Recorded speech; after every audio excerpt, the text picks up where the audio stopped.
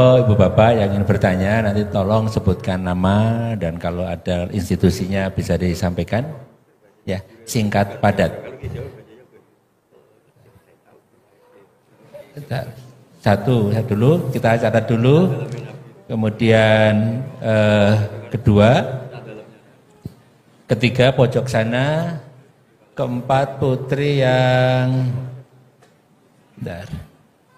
yang pakai jilbab, semuanya pakai jilbab. Ibu ya.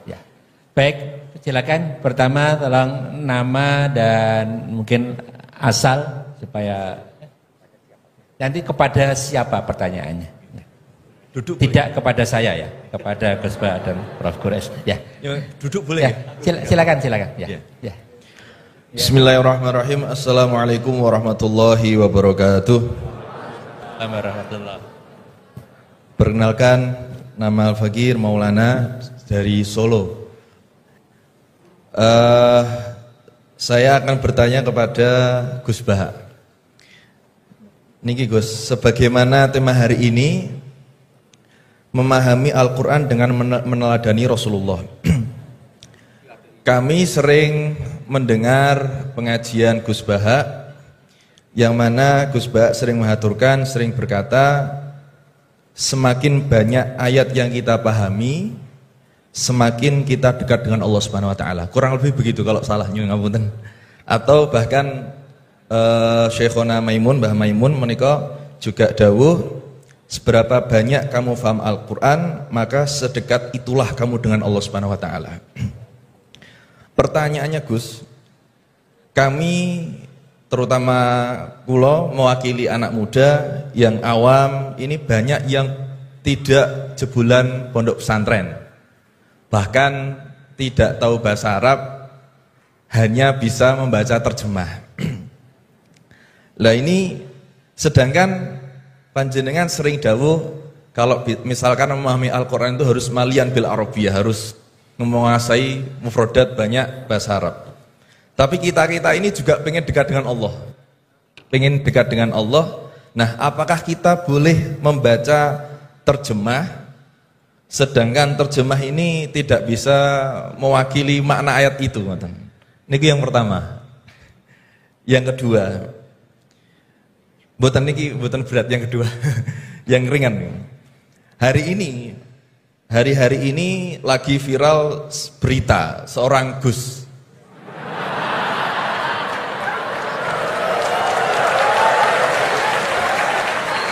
Mohon izin. Yang mungkin berceramah dengan kalimat yang kurang baik, mungkin diniatkan guyon tapi malah melukai hati orang lain. Tapi Masya Allah Gus Bah guyon tapi tidak pernah melukai hati orang lain.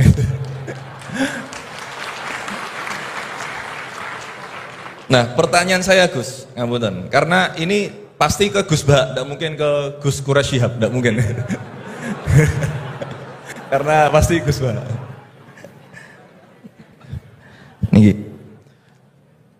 Sebenarnya sejarah panggilan Gus ini seperti apa gitu?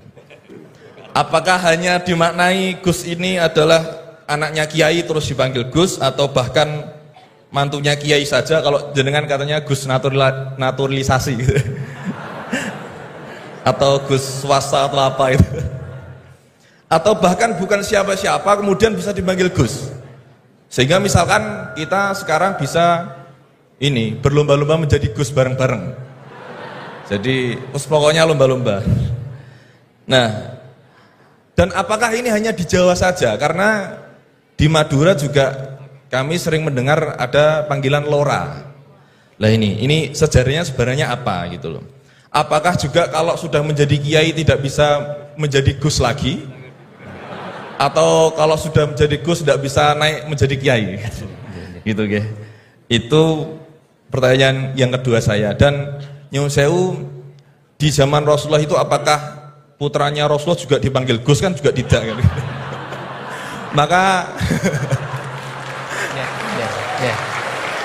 Maka kalau Gus ini tidak ada di zaman Rasulullah, berarti semua Gus ini bid'ah gitu loh. Karena Gus tidak ada di zaman Rasulullah. Ngerti nggih?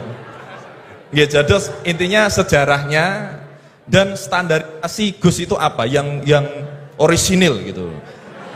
Yang kalau misalkan di dunia, di Indonesia ini yang Gus orisinil hanya jenengan, berarti semuanya palsuan gitu. Lah ini tentu bisa dijelaskan Gus. Ngapunten, matur suwun sangat. Wassalamualaikum warahmatullahi wabarakatuh. Waalaikumsalam warahmatullahi wabarakatuh. Baik, terima kasih Gus Maulana. Selanjutnya saya mungkin yang laki dulu ya, laki-laki nanti baru pindah ke sini. Silakan yang pojok ya.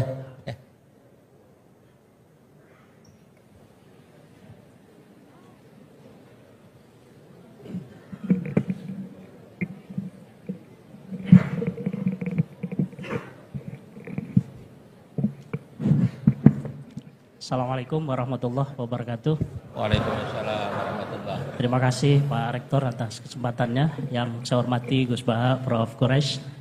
Saya Jamaluddin Ghaffur dari Fakultas Hukum UII. Ingin bertanya ke Prof. Quraisy dan Gus Baha. Saya sering mendengar salah satu isi pengajian dari Gus Baha itu bahwa fatwa dalam hukum sosial itu tidak pernah jelas begitu. Artinya ulama pasti akan berbeda. Gitu ya. Nah, kami kebetulan di Fakultas Hukum, Gus, seringkali ditanya orang juga gitu ya, soal bagaimana hukum sesuatu. Dan dalam konteks hukum memang teorinya dan pendapatnya juga beragam gitu ya. Nah, kadangkala permintaan pendapat itu tidak hanya sekedar untuk diskusi, tapi bahkan sampai menentukan nasib orang gitu. Ini dihukum atau tidak.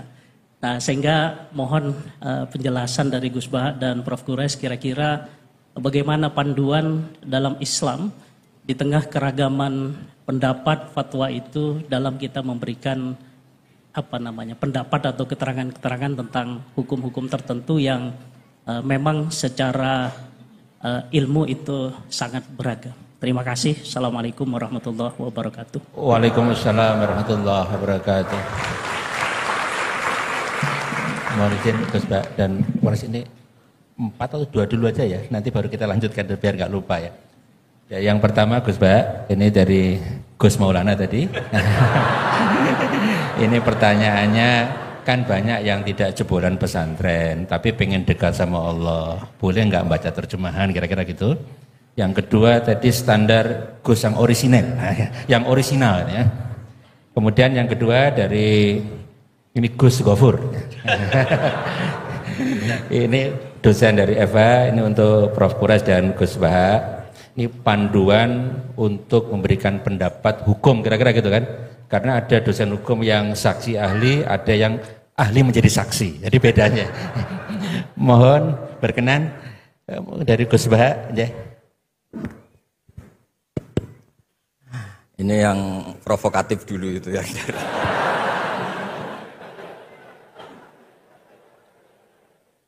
Semoga diampuni oleh Allah Ta'ala. Begini. Satu itu saya tidak medsosan, tapi ya dengar-dengar laporan macam-macam lah tentang sekian pihak itu. Begini, saya cerita ini biar sampean tahu bahwa Pak Rektor ngundang saya ini tidak salah. Kan? Memang benar-benar pemateri yang baik. Ya kalau kata Nabi Yusuf kan ini hafizun alim, orang harus zikru manaki binafsi, orang boleh cerita kelebihannya asal itu faktual.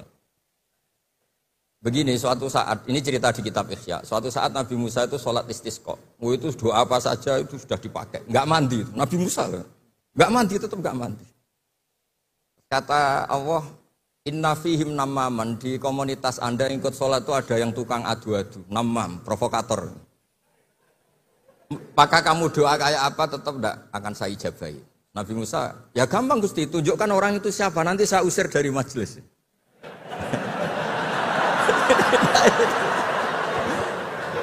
Jawabnya Allah itu lucu. Saya ini orang yang mengharamkan namam, mengharamkan namimah. Kalau saya menunjuk orang itu berarti saya juga namam. Intinya itu Allah terus mengabaikan sekian peristiwa namam. Jadi kalau pertanyaan provokatif, terus kayak gitu tuh mesti diabaikan oleh Allah Ta'ala. Karena nanti repot itu. Repot. Memang saya termasuk Gus yang asli itu jelas kalau itu.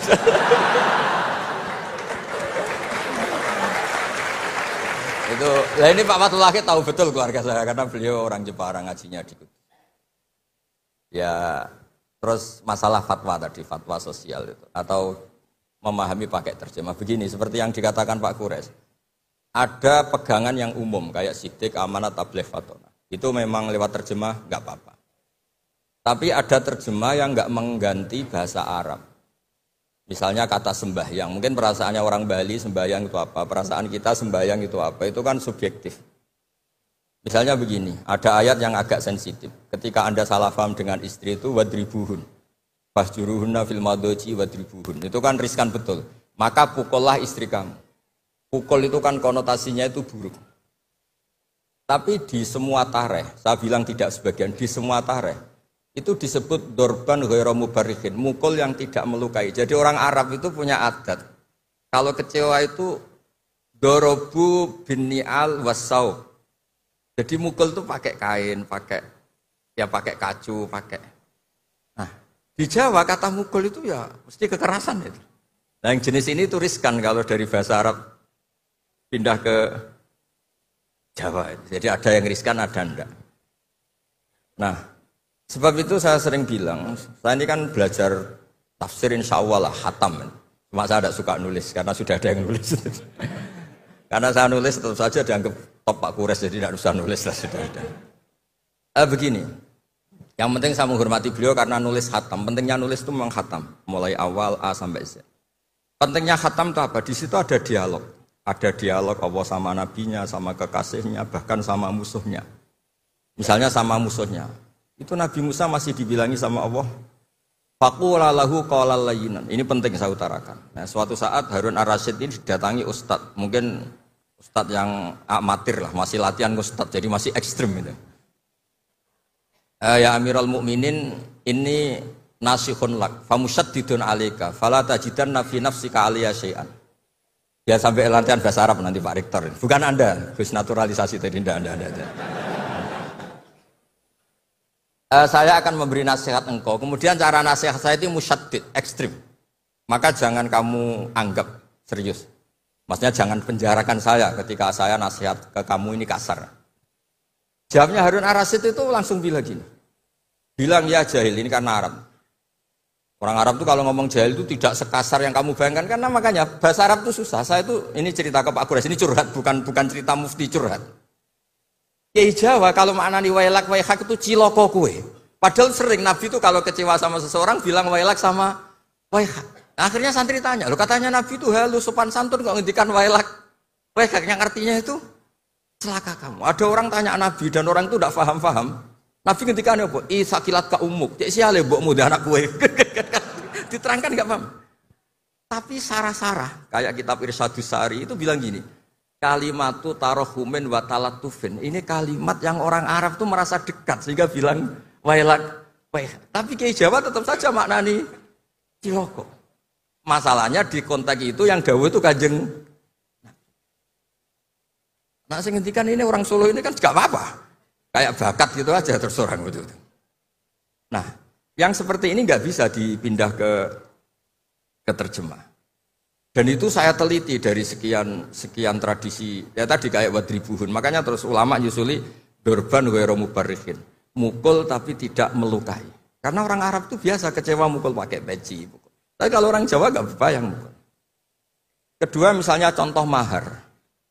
Orang Arab kalau masih mahar itu banyak.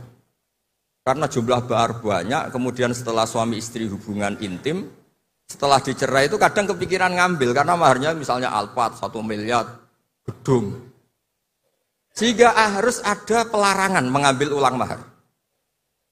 Wa in aradtum istibdala zawji makana zawji wa ataitum isdahunna qintaran fala ta'khudhu minhu syai'a. Atakhudunahu buhtana wa itsmam mubina. Terus wa kaifa ta'khuduna?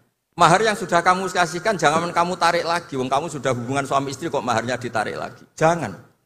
Kenapa ada kata jangan ambil lagi? Karena maharnya itu Alphard, gedung, uang 1 miliar. Dulu Pak Rektor ketika nikah itu seperangkat alat sholat, gak dilarang juga gak akan diambil itu.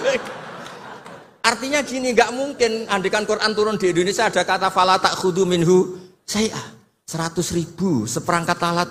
Saya jadi kiai itu sampai bosan karena tiap nikahkan tuh maharnya seperangkat alat sholat. Itu kalau sudah nikah 10 tahun bentuknya sudah kayak apa ya?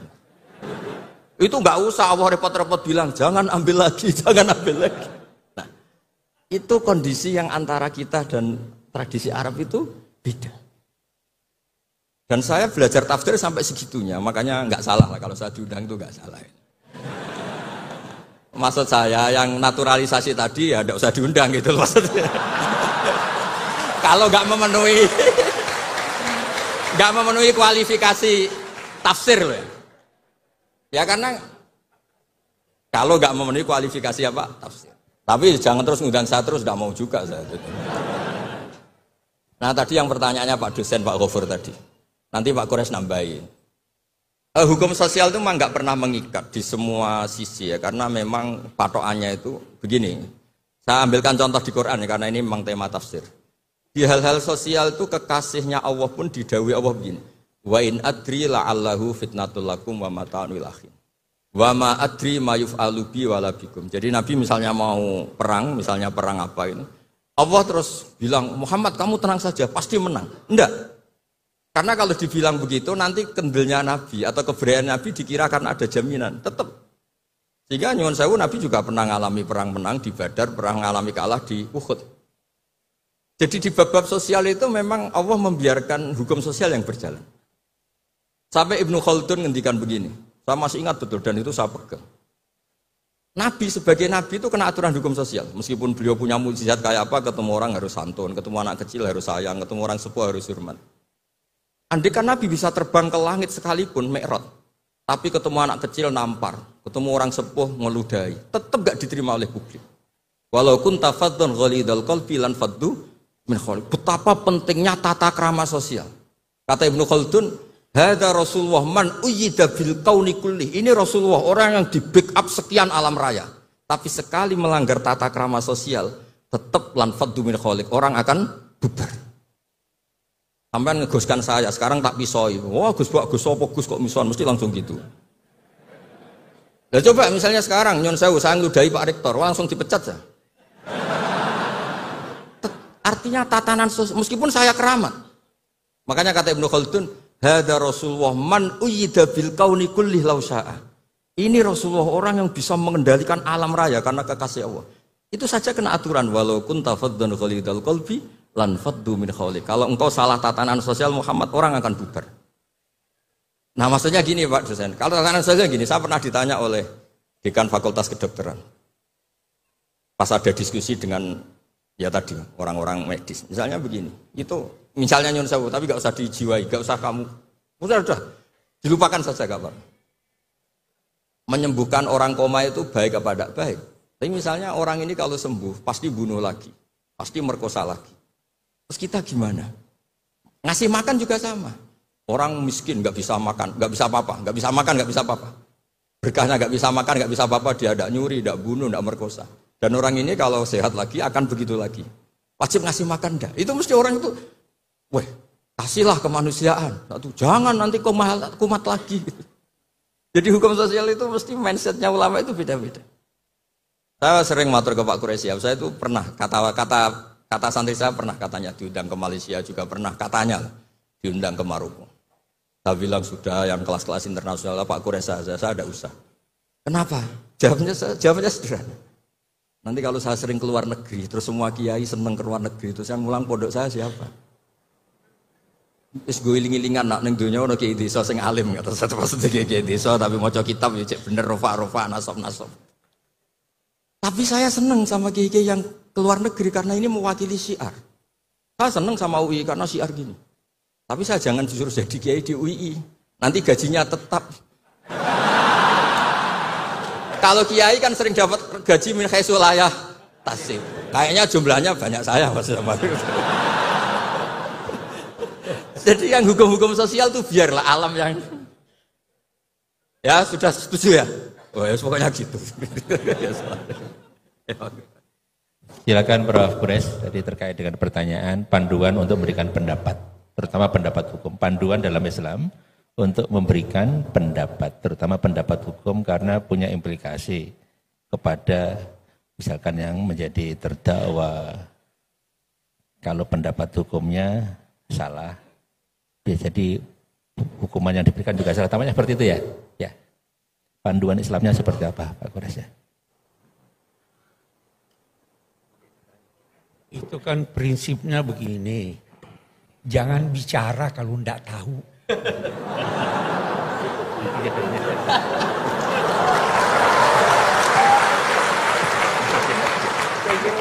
Itu jawabannya ya. Singkat. Oke, terjawab.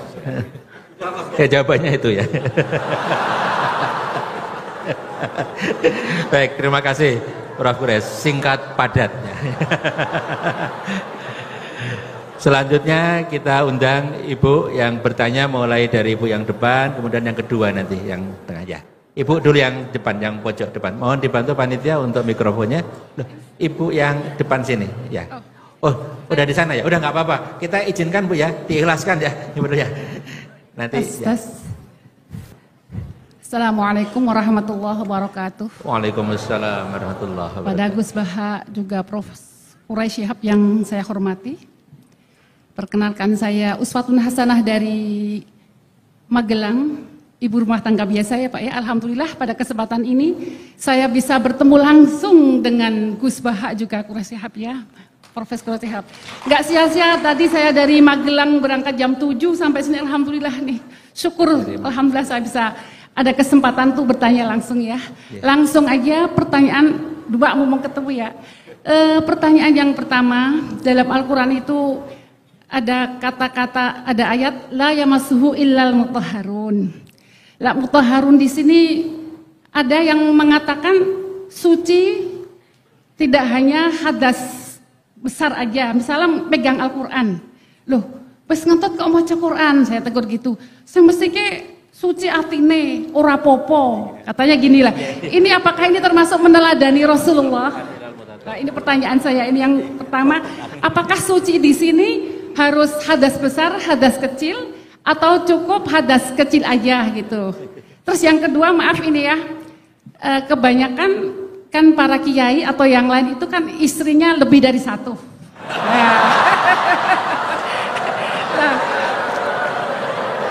Maaf ini ya, agak ekstrim juga ya. Dengan alasan itba Rasul lebih dari satu katanya gitu. Lah, apakah ini termasuk mempunyai istri lebih dari satu itu termasuk meneladani Rasulullah Sallallahu Alaihi Wasallam, gitu ya. Saya kira cukup sekian. Assalamualaikum warahmatullahi wabarakatuh. Waalaikumsalam warahmatullahi wabarakatuh. Kami catat Ibu. Selanjutnya kita mohonkan yang ya, 3 nggak apa-apa tapi pendek-pendek ya. Silakan ya. Bismillahirrahmanirrahim. Assalamualaikum warahmatullahi wabarakatuh. Perkenalkan, saya Dewi, istri dari Bapak Thoriqul Huda dari Fakultas MIPA. Begini, Al-Quran agar tidak datar, itu kan katanya Al-Quran bisa menjadi asyifa, petunjuk, solusi dari semua persoalan hidup kita. Itu caranya bagaimana? Karena kebetulan saya memang dari sama seperti Gus yang di Solo tadi, orang biasa bukan dari pondok. Dulu saya pernah punya persoalan kesehatan, saraf kejepit. Kemudian saya membuka Al-Quran dengan acak. Sebelumnya saya sholat taubat. Kemudian saya buka ketemu surat Asy-Syu'ara ayat 19. Yang artinya ketika kamu marah segera memberi maaf. Dan waktu itu saya bingung. Orang saya minta asyifa kok jawabannya seperti itu gitu.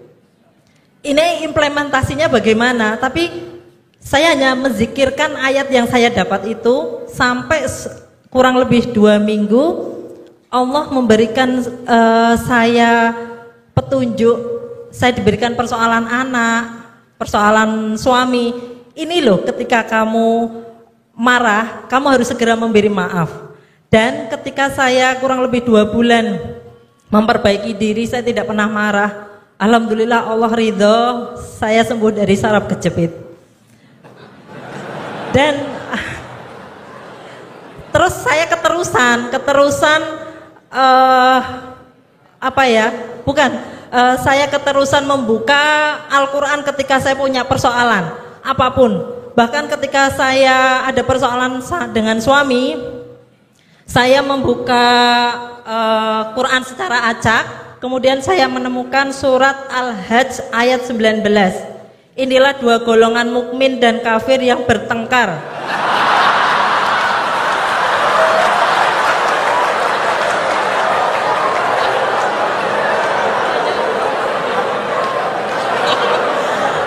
Saya lanjutkan ya.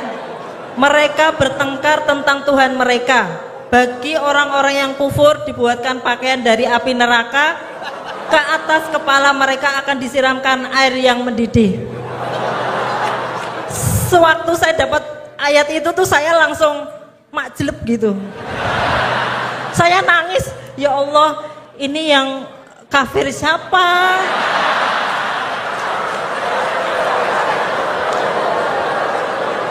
Tapi di situ saya pokoknya, oh semuanya saya yang salah. Saya yang harus memperbaiki diri. Nah kebetulan kurang lebih 1 minggu suami itu sering lihat YouTube Gus Baha. Alhamdulillah tiba-tiba cerita, Bun, saya dengar Gus Baha tuh intinya ada begini. Jadi saya, loh itu sama seperti ilmu yang saya dapatkan. Cuman beda orang. Ternyata kita mendapatkan ilmu tapi beda-beda gitu. Nah ternyata saya merasakan bahwa Al-Quran itu bisa menjadi asyifa, bisa menjadi petunjuk persoalan saya. Nah apakah, pertanyaan saya itu apakah cara ini betul, benar? Kalau untuk orang awam di sini, kalau kayak Prof. Quraisy sama Gus Baha kan ahlinya gitu, ahli tafsir gitu kan, mudah gitu menghadapi persoalan. Kalau orang awam seperti kita, bagaimana biar kita itu hidup tetap tenang ketika menghadapi persoalan, bahagia menghadapi persoalan. Mungkin begitu saja. Terima kasih. Wassalamualaikum warahmatullahi wabarakatuh. Assalamualaikum warahmatullahi wabarakatuh. Baik, terima kasih Bu Dewi. Sekalian satu lagi Ibu yang pakai jilbab hitam ya. Ya.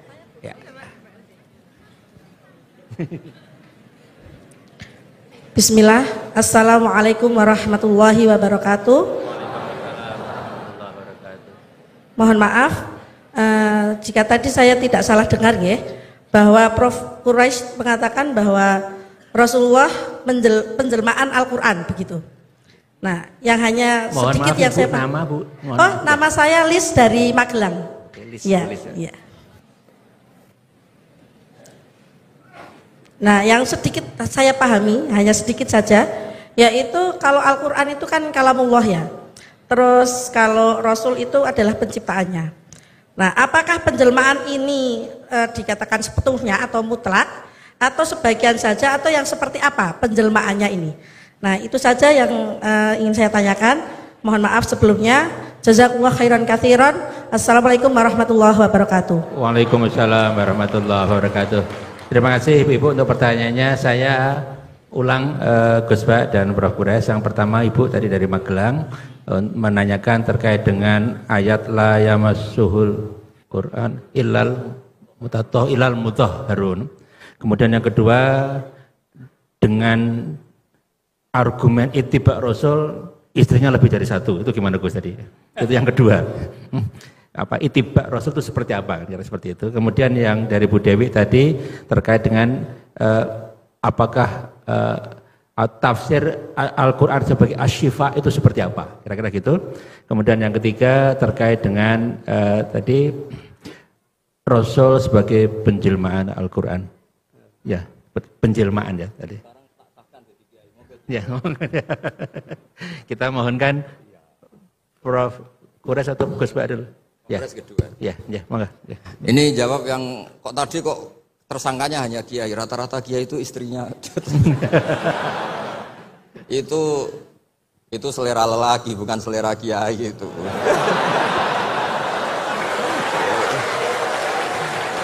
Karena itu di Arab itu banyak yang enggak kiai, istrinya juga. Begini ya, jadi tadi seperti yang dikatakan, ini agak serius, tapi ini bisa menjawab semuanya. Agak saja, bukan serius banget, tapi agak serius, tapi bisa menjawab semuanya. Begini. Ini saya hafalkan bukan berarti saya pinter, enggak. Memang ini konstitusi keilmuan, jadi saya hafalkan. Dalam kitab Said Muhammad, termasuk ulama modern yang barusan wafat, beliau kenal sekali sama Said Muhammad bin Alawi. Dalam kitab Manhajus Salaf fi Fahmin Nusus. Nanti ini kelihatan semua bisa menjawab. Wa kanat sunnatu Rasulillah sallallahu alaihi wasallam annahu yat'amu ma yajiduhu fi ardi wa yalbasu ma yajiduhu wa yarkabu ma yajiduhu. Terus di situ disimbolkan famanis ta'mala syai'an ya, atau famanis ta'mala ma yajiduhu fi ardi fa huwa al-muttabi' li sunnah. Kama annahu hajjal baita min madinati nafsi. Faman hajjal baita min madinati nafsi fa huwa al-muttabi' li sunnah. Begini, nanti ini menjadi konstruksi utuh ilmu tafsir. Nanti setelah ngaji ini Pak Rektor sah jadi kiai, karena ini sudah cukup lah untuk jadi kiai. Syaratnya jangan jejer saya. Nyari ibu-ibu atau mak-mak yang jadi korban latihannya, tapi jangan saya. Begini, misalnya tasaddaqa Rasulullah bidinarin. Nabi tentu zaman itu adanya dinar, gak ada rupiah, gak ada dolar. Itu zaman itu Imam Syafi'i langsung digenti, bisa manen pakai alat tukar. Sehingga ketika kita sedekah pakai rupiah, itu juga niru Nabi ketika beliau pakai dinar atau dirham. Karena sama-sama ini alat apa? Tukar. Tasaddaqa Rasulullah biso'in min tamrin, tasaddaqa Rasulullah biso'in min akid. Nabi sedekah pakai kurma. Sudah kita ganti saja, pakai makanan pokok. Sehingga kita sedekah pakai apa? Beras. Sebab itu kata Imam Syafi'i, yang wajib dizakati apa? Ya kuti ahlil balad. Bukan niru nas yang zaman Nabi. Nabi zaman Nabi ya yang disebut ya makanan-makanan Arab. Tapi semua ulama sepakat beras itu harus zakat. Karena ini kuti ahlil balad. Padahal Nabi gak pernah menzakati apa? Beras. Nabi karena posisi di Madinah, mikotnya dari Dzul Khulaifah yang sekarang disebut Bir Ali itu. Tapi orang Mekah meskipun ikut Nabi, mikotnya misalnya kamu sedang di Mekah, ya mikotnya ke Tanim atau ke Jirona, atau orang Mekah sendiri nafsu Makkah di bab haji. Intinya itu tidak karena memaksakan ikut Nabi, terus orang Mekah mikotnya dari mana? Bir Ali. Jadi hal-hal seperti ini tuh di ranah ilmu tafsir sudah lazim. Nah begitu juga tentang poligami, saya sering cerita, kalau kamu tidak berani poligami, jangan lalu nggak tahu logika poligami. Saya termasuk umat yang saya yakin husnudzon dicintai Rasulullah SAW. Karena saya itu sinau lama, bukan ingin jadi rektor, bukan, memang sinau untuk sinau. Juga nggak ingin jadi ketua MUI, enggak mau sinau untuk sinau. Saya itu kalau di rumah niru Pak Kures, bikin teh sendiri, bikin kopi sendiri, karena saya ingin nggak terlalu dihormati. Saya itu kesini tadi ya sama anak saya, pokoknya saya seneng hidup kayak umumnya orang. Begini, kalau Anda tidak berani poligami atau suka poligami, Nabi itu oke sebagai percontohan, tapi sadarlah kamu itu tidak Nabi. Begini, saya sering bilang begini, Nabi itu orang baik. Berarti kalau punya istri satu, membentuk orang menjadi baik. Kalau membentuk orang baik satu baik, bentuk dua ya lebih baik, bentuk tiga lebih baik. Kebalikannya kita, atau kamu lah kalau bahasa kasarnya itu. Satu istri saja kamu bentuk dari baik menjadi tidak baik. Lah kalau dua malah kayak apa? Kalau tiga malah kayak gitu aja. Jadi fikihnya kadang-kadang orang baik itu nggak bisa ditiru karena tadi nolong orang baik satu baik, nolong dua lebih baik, nolong tiga. Tentu Nabi hubungannya dengan istrinya posisi yang membentuk, yang nolong, yang menjadikan solihah, yang menjadikan lebih baik. Tapi pak ini apa ada jaminan seperti itu? Tapi ya jangan bilang, kalau gitu gak usah poligami, jangan. Wajah-wajah gini kan riskan yang lebih buruk misalnya. Ya sudah begitu ya. Jadi menurut saya itu makanya ini pentingnya fikih. Ada illatul hukmi. Ada logika apa? Jadi makanya ketika saya bilang orang yang suka humanisme, jangan terus anti perang. Meskipun kita nggak suka perang, suka damai. Saya Pak Kures suka damai, tapi jangan anti perang. Karena apa? Andai kan zaman kita dijajah kolonial Belanda, Jepang, terus kemudian kita bilang perang itu haram. Terus sama Londo, monggo, deraken. Ketemu Jepang, monggo, kan ini lucu. Artinya gini, cerita-cerita perang Nabi itu secara akademik ada konteksnya. Yaitu mempertahankan apa? Diri. Tapi jangan karena Nabi pernah perang, pokoknya yang benar itu perang. Damai itu tidak ada hadisnya. Yang nggak ada itu bacaan kamu, bukan hadisnya. Ya jadi kira-kira gitu. Jadi yang layam maswilal mutahharun tadi saya sudah mandatkan ke rektor, itu wilayah sensitif katanya. Ada yang bilang ini urusan NU dan MZU katanya, kata Pak Rektor. Ya lagi-lagi itu urusan tafsir ya. Layam maswilal mutahharun itu tidak boleh megang mushaf kecuali yang suci. Nah, tentu konsensus banyak ulama suci itu ya bisa suci dari hadas besar, hadas kecil, bahkan suci dari hati-hati yang kotor. Tapi ada yang bilang sekedar Islam itu sudah bukti suci. Itu wilayah-wilayah tafsir, tapi tetap saja tafsir ini tidak menggantikan teks yang ada di Al-Quran. Misalnya begini, saya sudah nggak punya hadas besar, nggak punya hadas kecil. Tapi terus saya megang Quran, pas saya sedang marah sama Anda. Mungkin Allah juga agak suka. Karena saya baca, Qul a'udzu birabbil falaq min syarri ma khalaq. Ingatnya kamu, min syarri ma khalaq itu kamu. Saya berlindung dari Allah, dari makhluk-makhluk terjelek, karena sedang marah. Makanya kalau sedang marah sama istri, jangan baca surat itu. Pasti min syarri ma khalaq, oh yang di rumah itu. Gitu. Sebab itu ngendikane Nabi ini, Pak Quraisy pasti hafal hadis itu. Iqra'ul Qur'an ma'talafat qulubukum. Kamu baca Quran ketika hati kamu itu stabil. Karena kalau tidak stabil, aduh wah ya musuh kamu. Min syarri ma khalaq, istri kamu itu kan terus korbannya banyak. Pokoknya kalau sedang tidak baik-baik saja, tidak usah baca Quran dulu. Waras dulu, baru baca Quran. Ya kira-kira gitu. Nanti yang edisi yang lebih waras Pak Quraisy yang ngendikan ini. Monggo. Ya itu Asifah ini. Jadi yang pertama terkait dengan la yamassuhu illal mutahharun, kemudian yang kedua ittiba Rasul tadi sudah dijawab oleh Gus Bah, terus Quran sebagai asyifa, kemudian yang selanjutnya terkait dengan Rasul sebagai penjelmaan Al-Quran ya. Satu hal dulu yang kita perlu sadari bahwa Al-Quran itu bisa mengandung banyak penafsiran.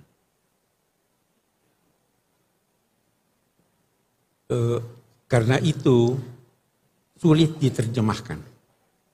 Yang kita bisa lakukan penjelasan umum tentang kandungan maknanya. Kita ambillah misalnya perintah wudu. Wamsahu biru'usikum. Baknya saja itu sudah macam-macam artinya.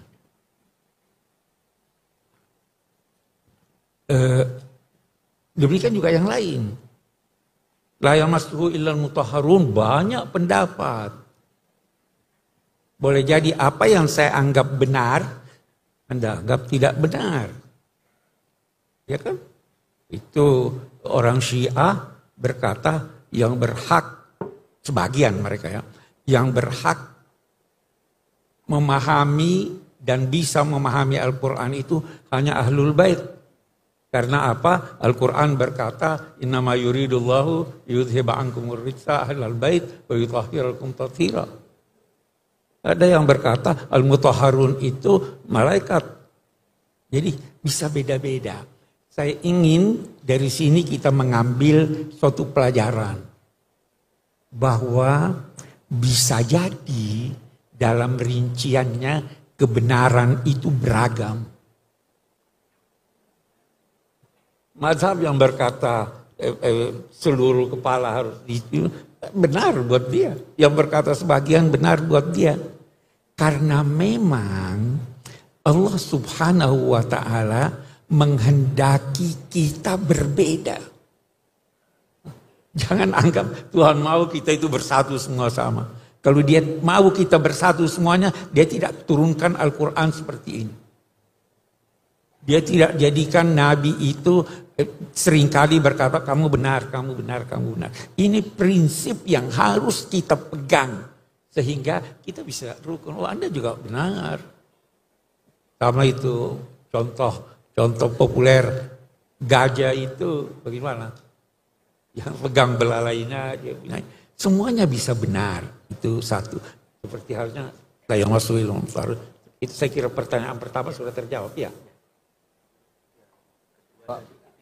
Syifa. Pakai acak. Syifa. Saya tidak pakai itu. Ada orang mungkin berkesan begitu, tapi itu di Sulawesi Selatan, saya tidak tahu di Jawa. Itu kalau mau cari nama anak, itu buka Quran, kata pertama yang ditemukan itu dia anaknya. Jadi di sana ada namanya Sarik. Karena dia baca Sarik wa Sarikatu, ya toh. Ada yang itu tidak dia namanya dolim. Dolim, ya toh. Itu tidak diajarkan oleh Nabi. Kita disuruh faham Al-Quran, bukan acak buka begini dan sebagainya. Tidak benar itu.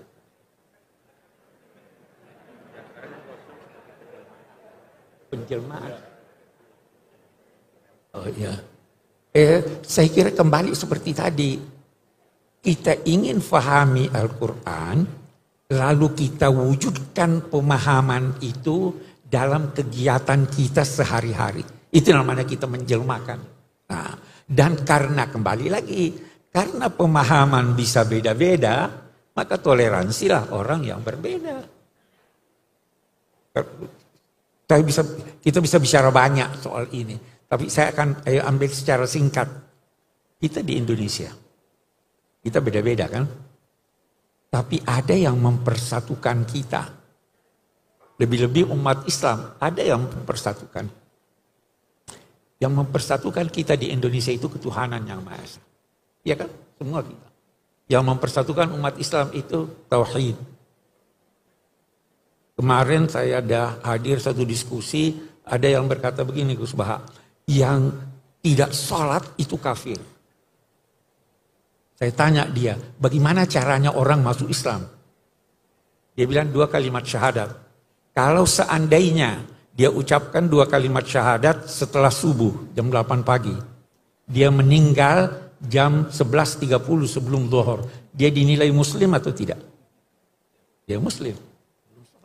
Sholat tidak menjadikan orang kafir. Dia menjadikan berdosa besar. Ya kan, itu satu. Yang mempersatukan kita itu ketuhanan yang Maha Esa sebagai bangsa. Penafsirannya bisa beda-beda. Jangankan antara Muslim dan Kristen, antara Muslim aja penafsiran ketuhanan yang Maha Esa itu sudah beda. Nah, bagaimana caranya kita mewujudkan, menjelmakan ini? Mari kita bersangka baik pada Tuhan. Saya beri contoh. Saya mengundang 10 orang ke rumah saya. Saya kasih alamat. Silahkan datang. Jam 12 siang kita makan siang. Tibalah 3 orang sebelum jam 12. Welcome, ahlan wa sahlan. Tiba 5 orang terlambat. 2 orang tidak mau datang. Yang 5 orang yang terlambat ini sebenarnya dia mau datang tetapi terlambat sudah karena sesat jalan. Dia datang pada saya, apa saya tolak dia? Dia kata, sudah pergi. Atau saya kata, kenapa lambat? Karena saya mau datang Pak, saya tidak tahu jalannya kesesatan. Tidak mungkin saya tolak. Nah, begitu juga Tuhan menurut hemat saya. Kita, antara sama Muslim, boleh jadi kita salah jalan tuh. Orang Kristen juga kita nilai salah jalan. Dia nilai kita salah jalan. Oke deh, tidak usah bertengkar. Kita nanti, Tuhan lebih tahu dari kita. Tuhan Maha Baik. Dia bisa memaafkan orang yang bersalah. Apalagi orang yang mau pergi tapi salah jalan. Itu titik temu kita.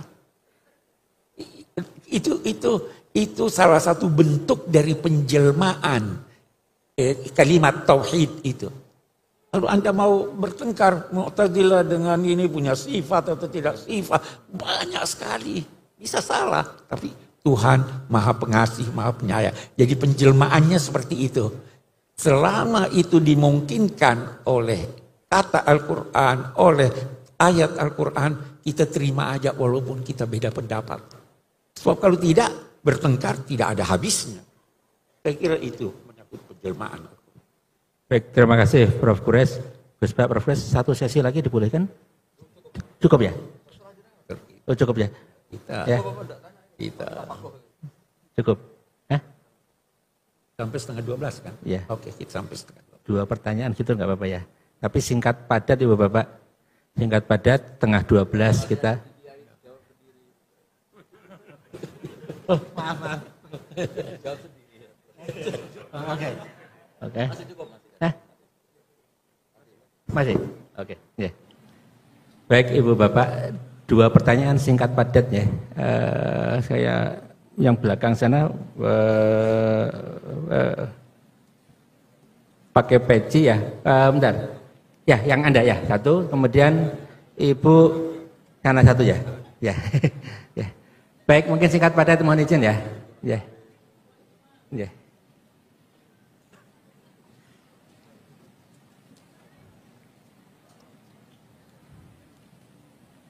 Ya, mungkin bisa dibantu mikrofon.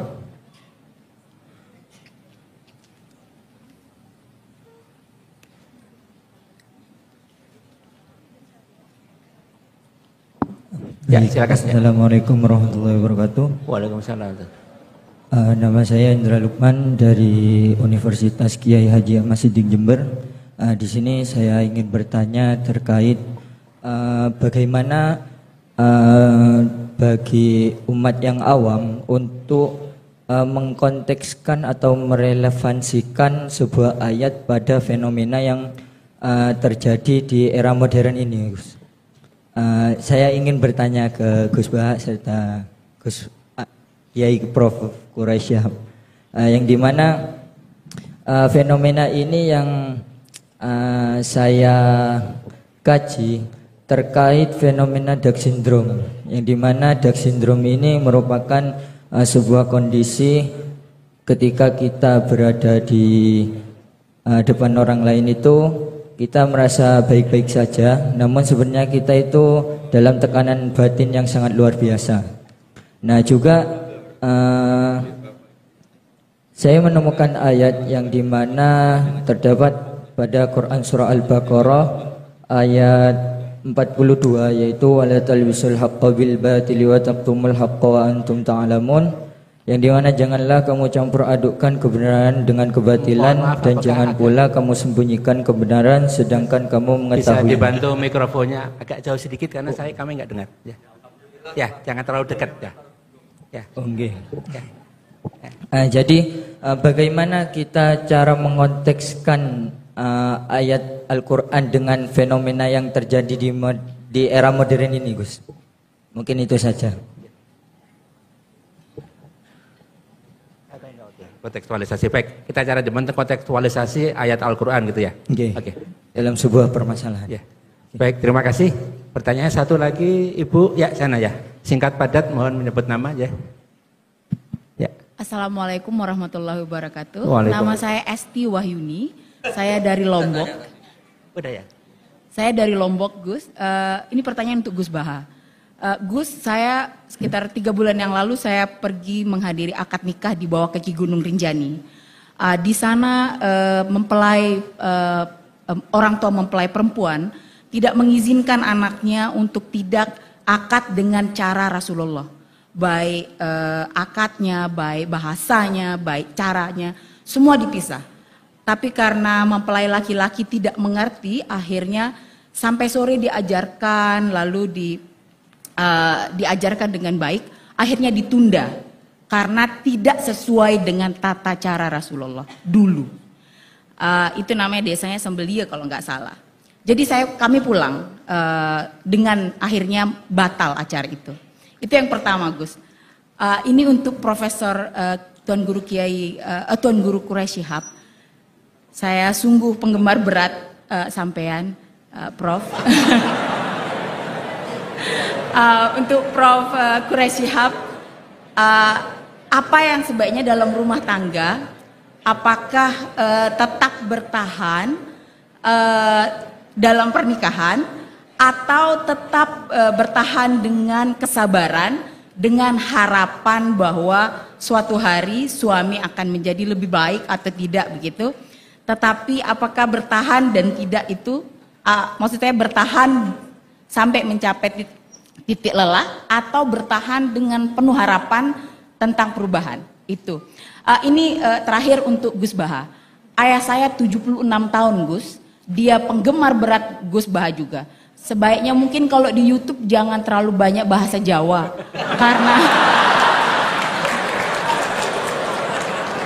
karena bapak saya itu penonton terus setiap saat. Meski adik saya lulusan Al-Azhar Kairo Mesir, dia juga menerjemahkan apa yang Gus Baha bilang. Tetapi ayah saya bilang kurang lucu dibanding dengan Gus Baha. Jadi mungkin sebaiknya dikurangi bahasa Jawanya. Jadi kami yang dari luar Jawa ini, ayah saya terutama bisa ikut ngaji. Terima kasih. Waalaikumsalam warahmatullahi wabarakatuh. Waalaikumsalam warahmatullahi wabarakatuh. Baik, terima kasih. Pertanyaan untuk Gus Bah dan Prof. Quraisy, kontekstualisasi ayat Al-Quran. Kemudian yang untuk Gus Bah ini terkait dengan pernikahan tadi, bertahan atau seperti apa. Kemudian yang untuk Gus Bah lagi ya, tadi saran. Ya. Baik, mohon dipersilakan Gus Bah. Ya. Ya, nanti. Bismillahirrahmanirrahim. Tadi siapa? Mbak Esti siapa? Esti Wahyun. Lombok ya? Oh ya.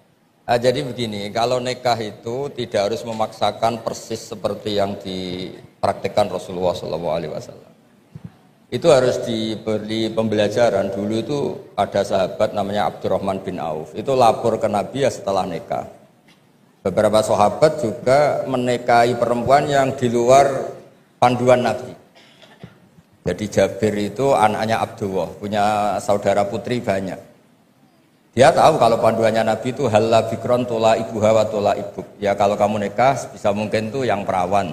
Karena perawan itu masih lucu. Kalau sudah mama kan wah garang. Misalnya. Tola ibuha itu bisa lucu, bisa mula abah. Kalau mama diajak mula abah kan mintanya mahal-mahal. Kalau masih perawan mungkin balon 10.000 sudah cukup itu. Dan Nabi memang ngendikan halla bikron tola ibuha wa tola ibak. Terus sampai ngendikan fainal jariyah ardolil yasir. Karena kalau fainal bikro itu ardolil yasir. Kalau masih perawan itu sedikit-sedikit harta sudah cukup itu. Kalau sudah mak kayaknya alhamdulillah tidak cukup. Tapi tidak cukup itu juga bagus. Ini bukan menghina mak, justru bagus. Uang kebutuhannya banyak, dikasih sedikit, memang harus dikomplain itu, memang harus dikomplain. Nah begini, ternyata Jabir ini menikahi janda. Ketika nikahi janda, Nabi tanya, kenapa engkau nikahi janda? Panduan saya itu perawan. Saya punya saudari, putri-putri banyak. Makanya saya nggak mau nikahi perempuan yang seumuran dengan saudara-saudara saya. Tapi saya nikahi perempuan yang bisa mensisiri adik-adik saya, bisa merumat. Terus Nabi bilang, ahsanta asobta. Oke, kamu benar. Itu bukti bahwa di hal-hal sosial itu yang dikenal Nabi itu bisa dinego, bisa dinego. Jadi beberapa sahabat juga nikah, nggak dihadiri Nabi, bahkan Nabi taunya terlambat. Ada sahabat matur, loh kamu kok tersenyum-senyum kenapa? Habis nikah ya Nabi. Terus kam sukta ilaiha, kamu ngasih mahar berapa? Wasna nawatin min dahabin, ini sekitar gini. Terus Nabi ngendikan aulim walau bisatin, ya kamu harus ada pesta-pesta kecil lah supaya teman-teman kamu tahu. Jadi selalu ada ketidaksempurnaan dalam nikah. Yang penting itu sah, itu harus dilatih berkali-kali. Karena kalau nggak dilatih itu dikira syarat-syarat ideal atau kesunatan dikira itu syarat apa? Sah. Misalnya a'linu hadar nikah wadribuhu biduf waf'aluhu fil masjid. Nikah itu harus dimaklumatkan, lakukan di masjid dan pakai terbang. Itu sahabat tahu semua, ulama tahu semua. Beberapa itu tidak syarat sah, tapi cukup sebaiknya begini, sebaiknya gini. Dan itu banyak sahabat yang zaman itu pun nggak nikah di masjid, juga nggak pakai terbang. Nah itu ranahnya ulama, itu namanya istihad. Orang bisa, kalau dalam bahasa usul fikih namanya tangkihul manat. Apa yang dilakukan Nabi kita seleksi, ini hukum, apa adat, apa kebutuhan, apa kasuistik. Yang dicontohkan Pak Quraisy tadi, ada orang kasuistik tadi kayak Abu Sufyan itu rojulun misik, Hindun itu istrinya.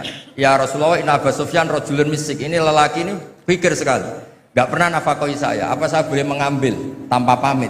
Terus Nabi ngendikan, khudi mayak fiki bil ma'ruf, kamu ngambil saja secukupnya. Nah, Kan nggak mungkin Nabi mentoleransi ngambil tanpa pamit. Tapi Nabi juga nggak mungkin membiarkan seorang istri utang-utang tonggo, coro Jawa, nyari-nyari sendiri gara-gara suaminya apa? Kikir.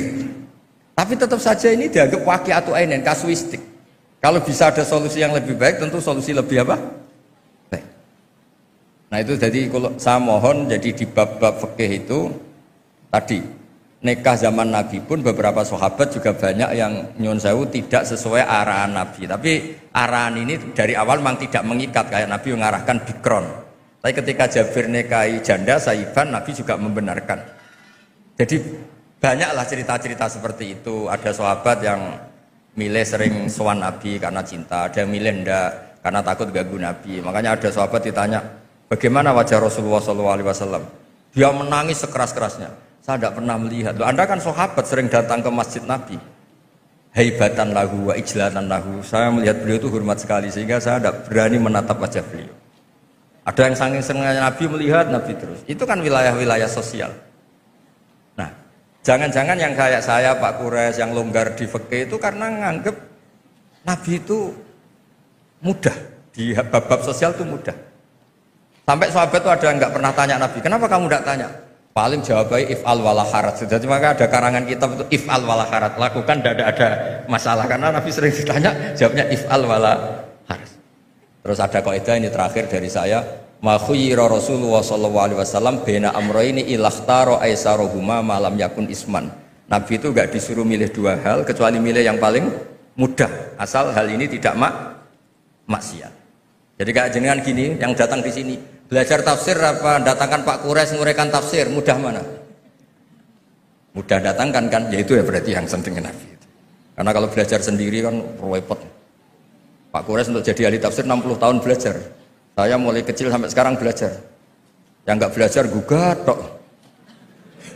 Makanya kuncinya kalau nggak tahu jangan bicara tadi. Ya gitu. Assalamualaikum warahmatullahi wabarakatuh. Waalaikumsalam warahmatullahi wabarakatuh. Terima kasih Gus. Ini untuk Prof. Quraisy.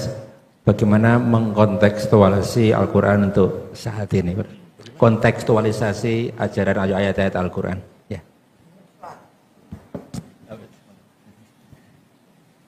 Memahami Al-Quran, atau sebelum sampai ke sana, Al-Quran diturunkan untuk umat manusia sejak masa Nabi Muhammad sampai akhir zaman. Itu prinsip. Yang kedua, Al-Quran karena diturunkan Allah untuk seluruh manusia sampai akhir zaman, maka pasti kandungannya dan dituntut oleh ulama untuk memahaminya yang sesuai dengan perkembangan masanya. Itu pasti.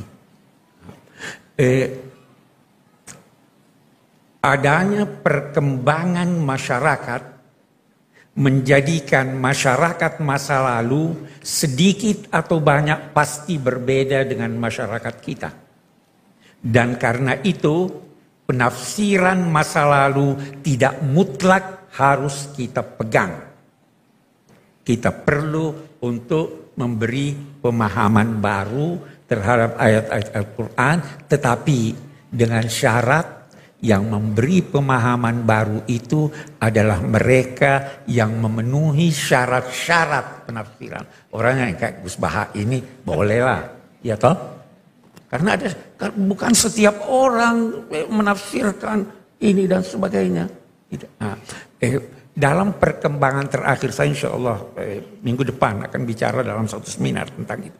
Dalam perkembangan terakhir tafsir itu ada yang dinamai tafsir maqasidi. Anda harus baca ayat itu dan di balik ayat itu atau di balik surah atau di balik Al-Quran itu ada tujuannya. Jangan cuma, kita ambil contoh.